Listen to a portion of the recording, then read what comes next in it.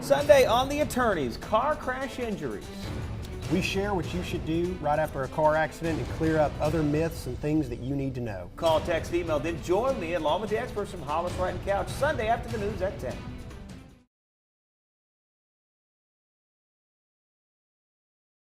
Car crash cases, defective products, dangerous drugs, injuries, and abuse. Across the state of Alabama, the attorneys, proudly sponsored by Hollis, Wright, and Couch, are here to serve you. Your tough legal questions answered by our experts. The attorneys with Josh Wright from the Hollis, Wright, and Couch law firm and host David Lamb.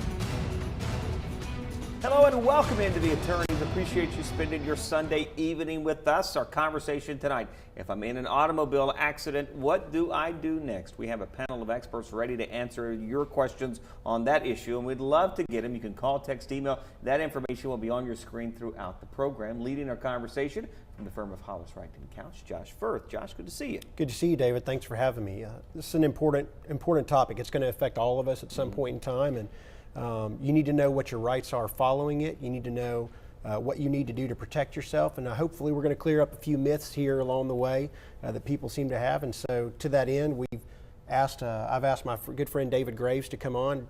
I don't think there's anybody in the city who knows more about car accident law than David, and he's been nice enough to come in and join us tonight. Well, good to see you, David. Thanks for being with us. And let's kind of start from the wide range of the question. I'm sure you guys get a pretty good bit. If I'm in a car accident, what should those next steps be? Yeah, I'm going to let David go ahead and field that off the bat. You know, David, I think it's very important right after a car wreck. That's a very dangerous situation. You need to make sure that you're safe on the roadway, right. If there's traffic around you. But the very first thing you need to do after doing that is make sure that everybody's okay. Address any immediate medical needs that are right there at the scene of the accident, and then call the police. It's very important that the police are contacted, that they come to the scene and make an accident report just to document what's happened, because that's going to be important in the follow-on things that happen after the wreck is resolved and trying to get things wrapped up and taken care of. Right. We love feedback from you guys. The question we've got, and some of these are just kind of myths that you hear, the folks who try to help, but is it true that it's better just to exchange insurance information with someone in an accident rather than call the police? I get that a lot. I think when you're the lawyer in the family, your family asks you those questions too. Yeah. That is one of the worst things you can do. Really? Even if it's a minor fender bender, the damage to your car, if it's not documented by an accident report or a police report or a claim number with an insurance company, and you find out that, oh, I thought it was just a scratch to my bumper cover, but actually the frame under the bumper is now bent and I need some extensive body work done. Well, if you haven't filed a claim, you just exchanged some info with the other guy, you call him up and he says, well, I'm not paying for that now $1,000 repair that I thought was a $50 buff paint job. Right. Now you got a problem. It's too late to file your accident report. It's too late to contact the police. You got to do it at the scene. And as David said, it's important to document these things at the time that they happen. Alabama, the police officer will determine who was necessarily at fault, although even the accident report may not say that. The police officer is going to have a detailed narrative in there that's going to describe how the accident happened. That's going to give a lot of insight down the road if a lawsuit were need to be filed, but also the insurance company wants to see those if you want to file a claim. Yeah. David, you agree, bad idea? Definitely. Yeah. And while that police report would not be evidence if the matter went all the way to a trial, it's not going to come in at trial, it's very important to have that documentation to just show, hey, this did occur, here were the dates, the times, the circumstances, who was involved, who the witnesses were. That's all real important stuff to have the insurance companies acknowledge that the incident did actually occur. Right. And I think it's important to note too, accident reports, the general public likes to think that they're just about assigning fault and liability, and they're not. They are a very comprehensive, generally very detailed report. They're going to document not only where it happened and who was involved with, but what the insurance companies were for each party, the estimated speed, where the accident occurred, the weather conditions at the time, if there were any contributing issues, for example, defects in the vehicle, issues of that nature that we've talked about on other shows. Right. If there were witnesses who came forward, they're going to be documented on the report as well. Passengers that were in the vehicle that may have been injured. So there is a host of information that's on there, not to mention the fact that the police officer himself who investigated signs the report. Yeah. If the claim were to go to litigation down the road, it's imperative that your lawyer be able to talk to that police officer. And if you haven't filed a report, it's your word versus the other guy, and that's it. Another question we've got, and this is right from the headlines because a lot of is being talked about in terms of texting and driving. Question here, is it a crime if someone's involved in an accident and you can find that the other person was texting and driving? Is that a crime? It is. It's a traffic violation. That's a recent law that was passed, I think it was August of last year. That's correct. And you know, it is a traffic violation like not wearing your seatbelt or running a red light or any of those other things. But it's something that's very important that you should let the police officer know at the scene if you saw the other person doing that, right as the accident occurred. That's an important thing to let that police officer know as he's making his investigation. Okay. And if you contact an attorney in a case, it's important to let them know that too, because we have ways of getting that evidence, getting those cell phone records, and proving that in the case, and that has a substantial impact on the outcome of a case. So that's something that's very important to let folks know. Yeah. And texting and driving, not only a crime and illegal, but it's not a good idea. It's so dangerous. I mean, the average time that you send a text takes your eyes off the road for 5 seconds. Wow. At 60 miles an hour, it's just a little bit of math, but at 60 miles an hour, you're traveling 88 feet a second. So in that 5 seconds, you have traversed more than a football field of distance while you were looking down sending that text to your wife or your son or your friend or your coworker. Wow. So, the amount of distance you can go and the damage that can be caused because of that, it's just not worth it. Not, absolutely not. All right, we talked a little bit about what not to do, the exchanging of insurance information and being on your way. What sort of information do I need to get if I'm in an accident? There's a lot. I mean, and I'll let David kind of talk about a few things. We talked about some of this. A lot of that's documented on the report, but at a minimum, you want to get the name of the other driver and their insurance company. But there's a whole host of information that I think you guys would want if you were going to prosecute or look at a claim. Isn't that right, David? Absolutely. And I'll tell you, one of the biggest things I think I see, David, is that in a disputed liability case where it's an argument about whose fault it is, and particularly a traffic intersection type of case where it's an argument about who ran a red light, that kind of thing, it is critical that if there are any witnesses at the scene, that you know the name and contact information for those people. More often than not, you end up in one of these kind of he said, she said situations. And if there's somebody that was at that intersection that saw it, the police officer doesn't always get that down on the police report. So it's important if somebody comes and talks to you at the scene of an accident, hey, I saw what happened, make sure you know how to get a hold of that person, because that can make all the difference in the case later on down the road.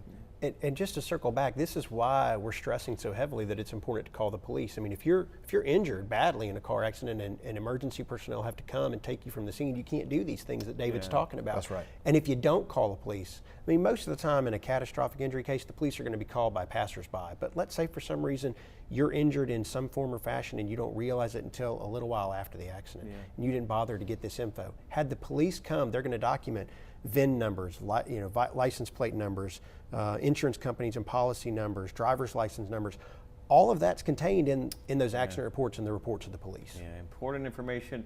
Good conversation, off to a good start. Would love to get your inclusion in this conversation. Call, text, email, get in touch with us, and I'll plan to pass those questions on to our panel of experts. Here's how you can get in touch with us. The second segment of The Attorneys coming up right after this quick break.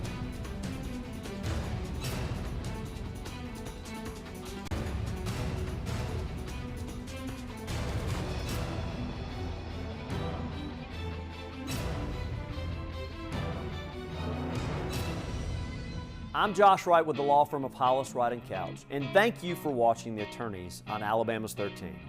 Now, we hope you, a friend, or a loved one never need legal counsel for a case. But if you do, the goal of this show is simple. Provide answers and legal counsel when you need it the most.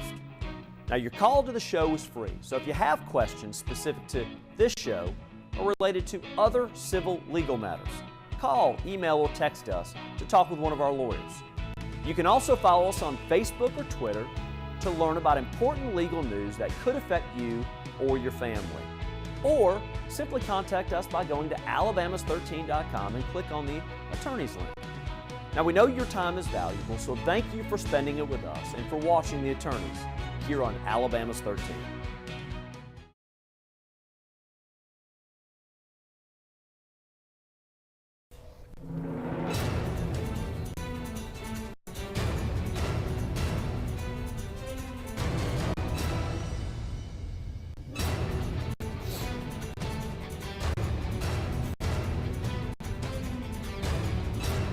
That ban in place. Welcome back to The Attorneys, talking about automobile accidents and what you should do next. For the next few minutes, opportunity for you to get your questions to us. Call, text, email. That information will be displayed on your screen. Another question that we have: what if I was in a minor fender bender, but the other person already starts complaining of neck or back issues? Should I just get ready to get sued? Not necessarily. Car accidents are just that. Like we've said, they're accidents. There's a reason they're called that. But often they do cause some injuries. If you're in a wreck, don't admit fault to the police. That's an important part. And we're not telling people, what I'm not saying is, don't shirk your responsibility.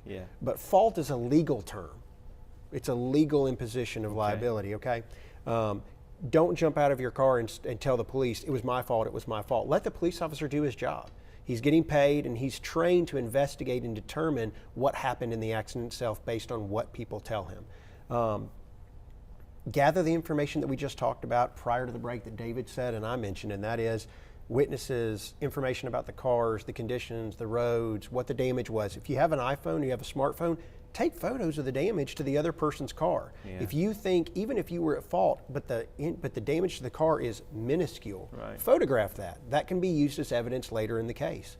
In the same case, if your car is damaged significantly, take photographs of that. It's important.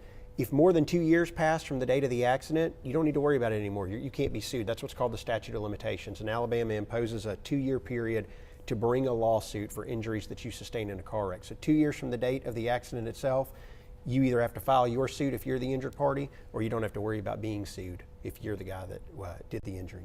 All right. Another question we've got: if it's a minor injury and there appears to be no noticeable damage to either vehicle, no sort of pain or any sort of injury to either of the drivers, why should they not just shrug it off and walk away? Well, you know, I think, David, that minor is a relative term. And we see, I know Josh does too, we see accidents where there doesn't appear to be very much damage to the cars, and yet there is still injured people that are in those vehicles. And, you know, that force, that it doesn't take as much to tear up a car as it does, you know, something that can hurt you inside the vehicle. So what might not look that bad on the outside of the car can still cause, you know, some pretty significant injuries to the person that is in that vehicle. You know, certainly there are circumstances where it really is nothing, you know, and that's a judgment call you need to make, but it certainly needs to be a consideration if there's any damage to the vehicle at all.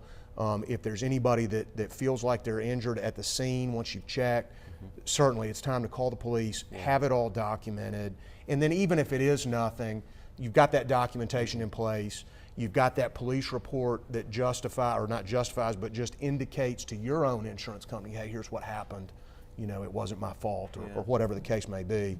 So I would say it's still important, you know, to get that documented. Okay. All right. Another question here about responsibilities. Do I have to report a car accident to my insurance company? And that's a great question, but the answer is yes.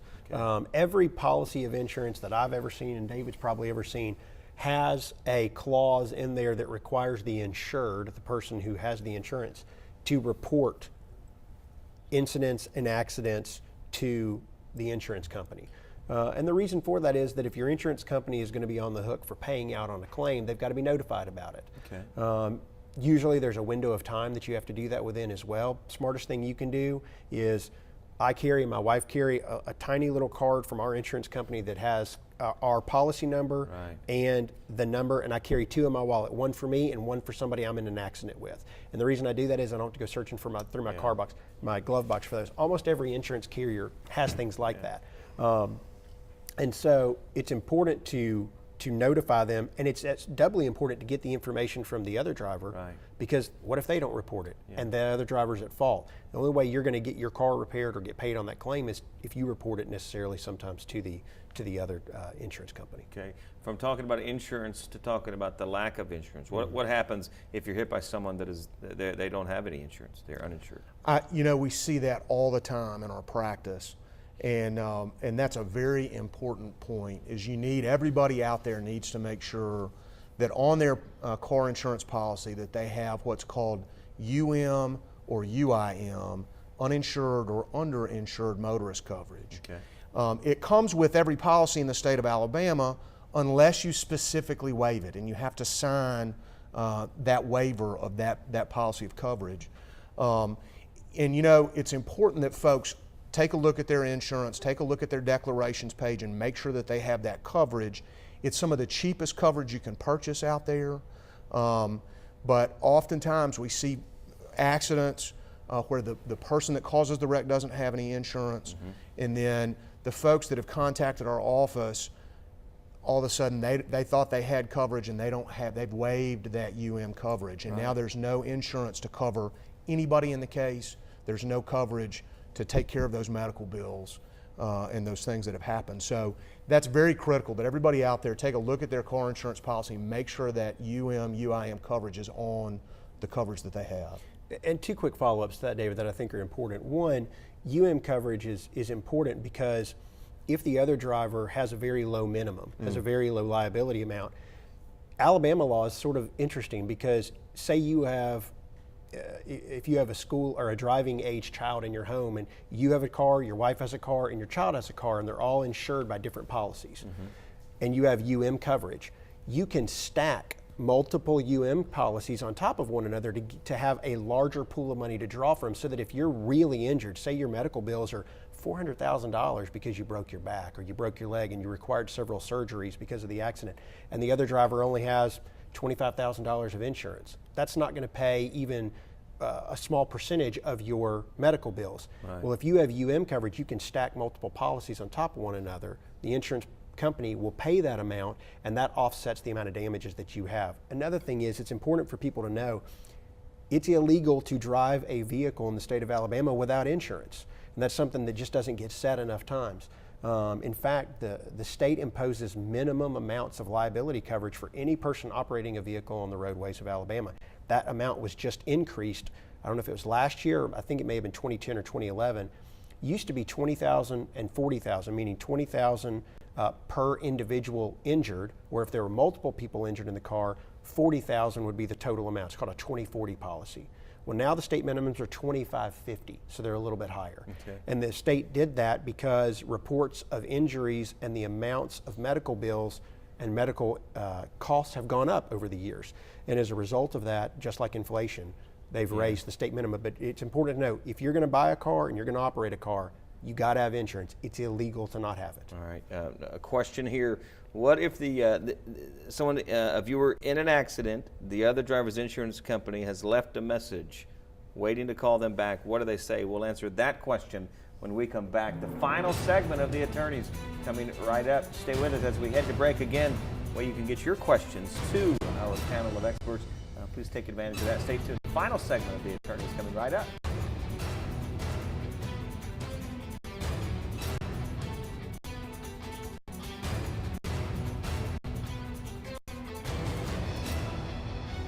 I'm Greg Foster with the law firm of Hollis, Wright & Couch. If you ever have to file a lawsuit, we want you to be informed of your legal rights. Some legal terms can be confusing, especially ones you may never have heard of. That's why in this week's Legal 411, we're answering the question, what is subrogation? In a contract with an insurance company, there is often a subrogation provision. This means that in a personal injury lawsuit, if you receive a settlement or verdict in your favor, you may actually have to pay your medical or health insurance company back with some of the proceeds you receive. This payment would cover a portion of the amount that the insurance company paid for your medical treatment for your injuries. So even though you pay for your insurance and someone else caused your injury, you will have to pay your insurance company something back in return. And your insurance company will owe you nothing as a result. At trial, the person you are suing for causing your injury will be able to submit as evidence the fact that you have medical or health insurance, and the jury may use this evidence against you. To top it all off, a defense attorney will likely call a representative from your insurance company to testify against you. They will ask the representative to confirm that you have insurance. They'll suggest that you are okay or not hurt since your insurance company paid your medical bills. They will also tell the jury that because you have insurance and you do not have to pay for the full hospital bill, they will suggest to the jury that because your bill has been paid, that you are not severely injured. All of this used to be inadmissible in court. The jury wasn't allowed to hear this evidence because the information could unfairly hurt your case. But now the rules have changed. Nevertheless, remember that the rules also allow total medical bill charges in the evidence, which may be beneficial to your case. These total bill medical charges demonstrate the level, severity, or magnitude of your injuries.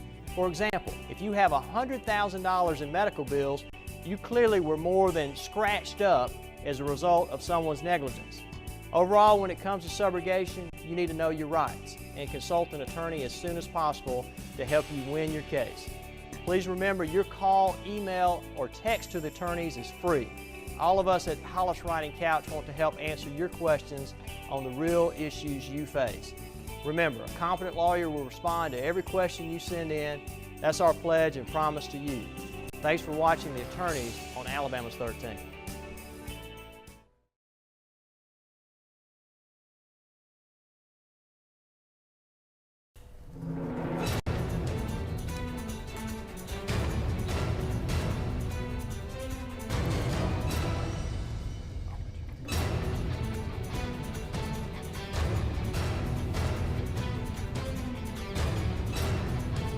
Welcome back into our final segment of The Attorneys. A few minutes remaining, but time for you to get your questions to us, so please take advantage of the opportunity to call, text, email. As we went to break, a question from a viewer here.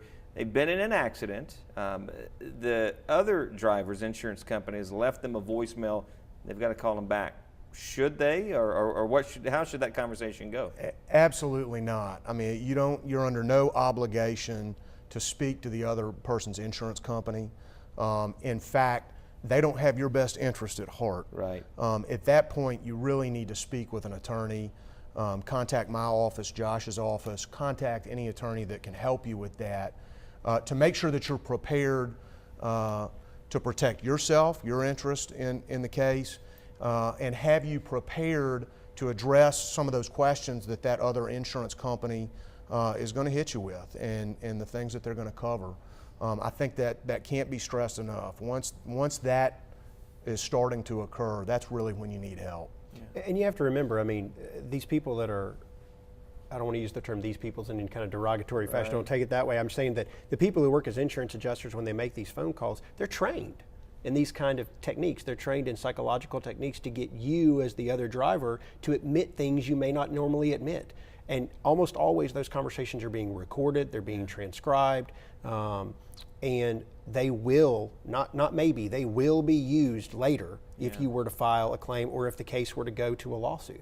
And so that's why it's so important, as David said, to talk to a lawyer who can help you navigate those waters. So if you have that, so do not return the call, call an attorney instead. And is it pretty common for the other driver's insurance company to contact you? Is that fairly if common? the other driver contacts their own company and files the claim and lets them know they've been in an accident, particularly if the other driver's at fault. Right. Okay, if it's not your fault and you get called by them, it's very common because what they'll try to do is they're going to try to work the claim out for a very low amount and settle it for far below what the case is actually probably valued at. Okay. The property damage side of things, I'm not going to say all, but most insurance companies are relatively up and up with the amount they'll pay on property damage. It's kind of a formula and an algorithm they use. The personal injury side of it, if you're injured, it is so crucial that you get with a lawyer. Another question we've got here: someone in an accident a little while, a bit of time ago. At the time, it didn't seem serious, but there are some physical pains now that they think may be related. What do they do? I think it's very important. You know, once you begin to hurt, even if it's been some time has elapsed between the car wreck and when you start to really feel pain, it's still important to get that medical attention that you need. And we see that a lot. A lot of times, folks are in an accident, they want to tough it out, they kind of want to rub some dirt in it. Oh, I don't need to go to the doctor. And a lot of times folks don't start really hurting until the next day, or even a couple of days later. And so just because there's been an elapse in time or a gap in time before you really start hurting, that doesn't mean that you're not injured. And it's very critical that you get the medical attention that you need, and that you go see the doctor. And at that point too, it's important that you get in touch with somebody who can help you on your case, kind of help you navigate through those waters of making that claim. And contacting a lawyer is important. I mean, for example, David and my firm, we don't charge for a consultation. I mean, if you just have a question, say it's 2 weeks after the accident and your neck or your back start to flare up and have issues, and you don't know if it's related to the accident or not, as David said, first get medical attention, but second, call and ask questions. That's one of the reasons we do this show, is we want people to have an avenue to be able to call, ask questions. It doesn't cost anything. There's no obligation. You're not going to get a bill or an invoice from me, from David's firm, from any lawyer that I know of. We're here to answer your questions and help you try to navigate these waters. Go ahead. David, I was just going to say, it's also important. It kind of brings us back around to another point that we kind of discussed a little bit earlier. It really shows how important it is to go seek that medical attention right after the accident, because a lot of times folks really don't know how hurt they are, and it's important to go on and get that medical attention, get to the emergency room, get to your primary care physician, get to an urgent care center, and get checked out, because a lot of times you really don't know. You've just been involved in this wreck, the adrenaline's pumping, it's not something we do every day, and you're just like, oh, what happens next? I think I'm okay. And a lot of times you're not, and you don't realize it until, a couple of days later. So go to the doctor right away. So pretty soon, we're getting pretty close here, but just to clear that up, pretty soon after the accident, you need to get in touch with an attorney you're advising. I would. If nothing else, just ask questions. Yeah. All right, a couple of minutes remaining time for our final thought. David, first from you, your final thought on tonight's show. I just, a couple of things, and it's stuff that we've kind of touched on throughout the evening, but if you are involved in an accident, make sure you get that information at the scene. Make sure, if you can, to get that witness information for folks who saw what happened. That can be important to the case. And then get that medical attention that you need right away. I think all that is critical. And David, I'll tell you the other thing that I see that's a big deal, and we've touched on it, and Josh has hit on it, make sure that you have that underinsured motorist coverage to protect you. Right. Josh, how about you? Yeah. David, we talk about this on every show when you and I are together, and that is that these topics we're discussing, they're not academic exercises. They really do impact people. In fact, most Alabamians have about a 46% chance of being injured or even fatally injured in a car accident throughout their lifetime. I mean, that's almost 50%. It's a high rate, and most people have been involved in some type of accident. And so it's crucial, it's vital that you understand what you need to do following the accident, but also keep in mind that there are obligations on you as the driver. Montgomery, for example, has a hands-free only. We should all be doing things like that. Texting is a big deal. Having proof of insurance, not emailing when you're on the road. You making smart decisions makes you safer even from other drivers as well. Yeah, good advice and a great spot to wrap it up. David, Josh, appreciate the time tonight. We appreciate you joining us as well. Hope to see you next weekend whenever the attorneys will return with another great topic of conversation. Have a great weekend, and we'll see you next week. Thanks for watching The Attorneys, sponsored by the law firm of Hollis, Wright & Couch.